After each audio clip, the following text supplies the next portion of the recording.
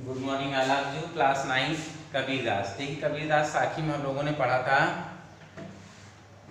10 दोहे पढ़ लिए थे। आज 11 दोहे पढ़ेंगे। 11वां दोहा।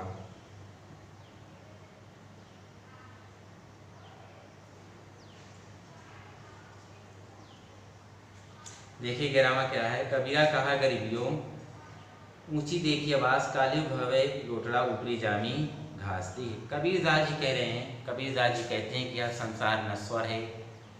हे मनुष्यों, हे मनुष्यों, यह संसार नश्वर है, इसलिए कभी भी हमें अपने ऊंचे स्थान या ऊंचे आवासों को देखकर गर्व या घमंड नहीं करना चाहिए। गर्व या घमंड नहीं करना चाहिए। क्या पता, क्या पता समय का चक्र ऐसा हो, कल परसों यह सब कुछ गिर जाए और इस पर घास जाम आ जाए। अर्थात तुम्हें भी, कहने मतलब यह अर्थात तुम्हें भी काल के मुंह में जाना पड़ेगा। काल के मुंह में जाना पड़ेगा और इसी भूमि में, इसी मिट्टी पर दफना दिए जाओगे और उसमें घास जाम आएगी, उसमें घास जाम आएगी। देखिए अगला है, यहो ऐसा संसार है जैसे सेमल फूल। यहो ऐसा संसार है जैसे सेमल फूल, दिन 10 के व्यवहार के झूठे रंगना धूल। देखिए संसार की नश्वरता को या संसार के नश्वर को ही बताते हुए कबीरदास जी क्या कह रहे हैं। कह रहे हैं कि यह संसार, कबीरदास जी कहते हैं यह संसार सेमल के फूल के समान है। सेमल के फूल के समान है। जिस प्रकार सेमल का फूल सुंदर और आकर्षक होता है, उसी प्रकार यह संसार भी सुंदर और आकर्षक है, आकर्षक है। किंतु इसमें कोई गंध नहीं, अर्थात इसमें कोई स्वाद नहीं है, स्वाद या कोई गंध नहीं है, या ये कहें कि इससे हमें कुछ भी प्राप्त होने वाला नहीं है। जिस प्रकार तोता सेमल के फूल के पास, जिस प्रकार तोता सेमल के फूल के पास उसकी सुंदरता को देखकर उसके पास मंडराता हुआ जाता है और अंत में उसको रूई ही प्राप्त होती है और अंत में उसे रूई ही हाथ लगती है, ठीक उसी प्रकार यह जीव है। ठीक उसी प्रकार यह जीव, हे जीव इस संसार को अल्पकालीन, इस संसार की अल्पकालीन रंगीनियों को, अर्थात जो छोटे दिन की है, ये जो सांसारिक सुख साधन है, भौतिक सुख सुविधाएं हैं, ये अल्पकालीन है, यानी छोटे, अल्पकालीन मतलब बहुत से कम दिनों की हैं। इसलिए इन रंगीनियों तुम भूल जाते हो इस झूठे रंगाई में, इस झूठे रंग में या इस झूठे आकर्षक में, दिखावे में, इस झूठे सुंदरता में कभी भी सच्चाई को भूलना नहीं चाहिए, कभी भी सच्चाई को भूलना नहीं चाहिए। फिर से एक बार, यह ऐसा संसार जैसे सेमल फूल, दिन 10 के व्यवहार को झूठे रंगना भूल। कबीरदास जी कहते हैं कि यह संसार सेमल की फूल की भांति सुंदर और आकर्षक दिखाई देता है, लेकिन इसमें कोई गंध नहीं है, लेकिन इसमें कोई गंध नहीं है।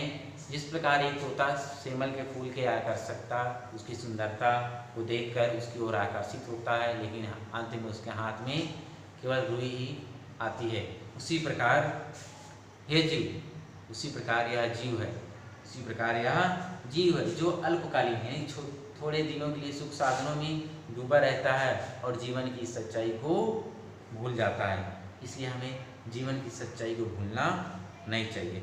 देखिए आगे है 13 नंबर, यही अवसरी चेत्या नहीं, पशु ज्यों पाली दें, राम नाम जान्या नहीं, अति पगड़ी मुख से। ये अवसरी, कबीरदास जी कहते हैं हे जीव, कबीरदास जी क्या कहते हैं, हे जीव तुम उस मनुष्य योनि में पैदा हुए हो जो बड़े ही सौभाग्य की बात है। कबीरदास जी क्या कहते हैं कि हे मनुष्य तुम उस योनि में पैदा हुए हो कि बड़े सौभाग्य की बात है। इतना सुंदर अवसर पाकर भी, यही अवसर चेते नहीं पशु, इतना सुंदर अवसर यानी मनुष्य योनि में जन्म लेने का जो अवसर मिला है, इतना सुंदर अवसर पाकर भी तुम सजग नहीं होते, तुम जागते नहीं हो और राम नाम का स्मरण नहीं करते। तुम सजग नहीं, तुम राम नाम का स्मरण नहीं करते, केवल पशु की तरह अपने शरीर को पालन पोषण कर रहे हो, केवल पशुओं की तरह अपने शरीर का पालन पोषण कर रहे हो। यह समझ लो कि यदि समय रहते तुमने राम का स्मरण नहीं किया तो अंत में मिट्टी में ही मिलना होगा। अर्थात समय रहते ही हमें राम का स्मरण कर लेना चाहिए।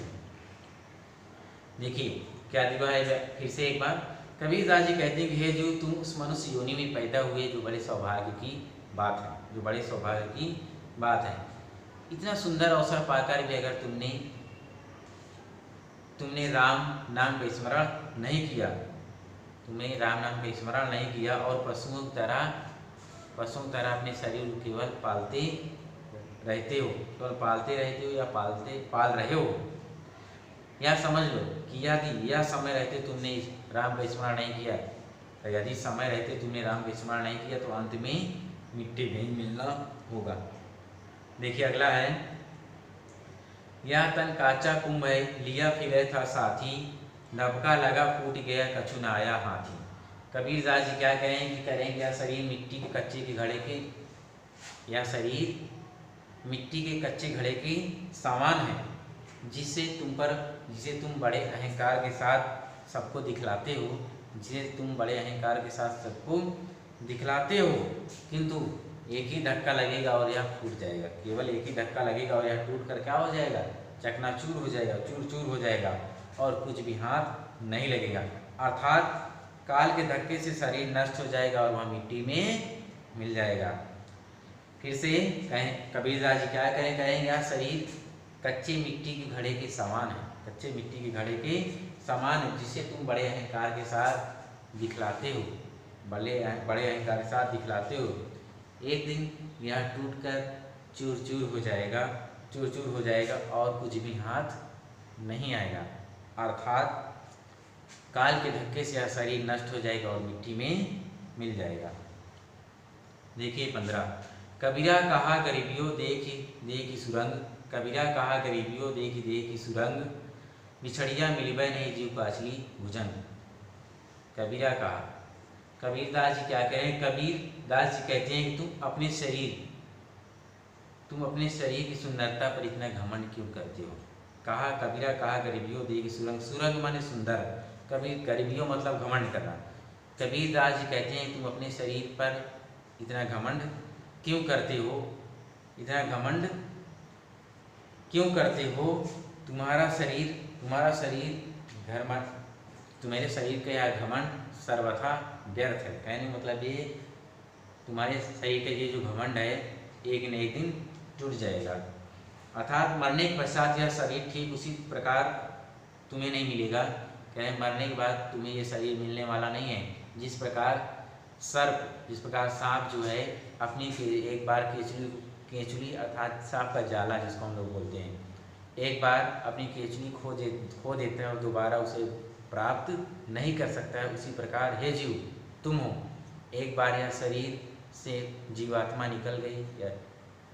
या आत्मा निकल गई तो तुम इस शरीर को दोबारा प्राप्त नहीं कर पाते हो। यह तुम्हारे लिए निरर्थक हो जाती है, यानी बेकार हो जाती है।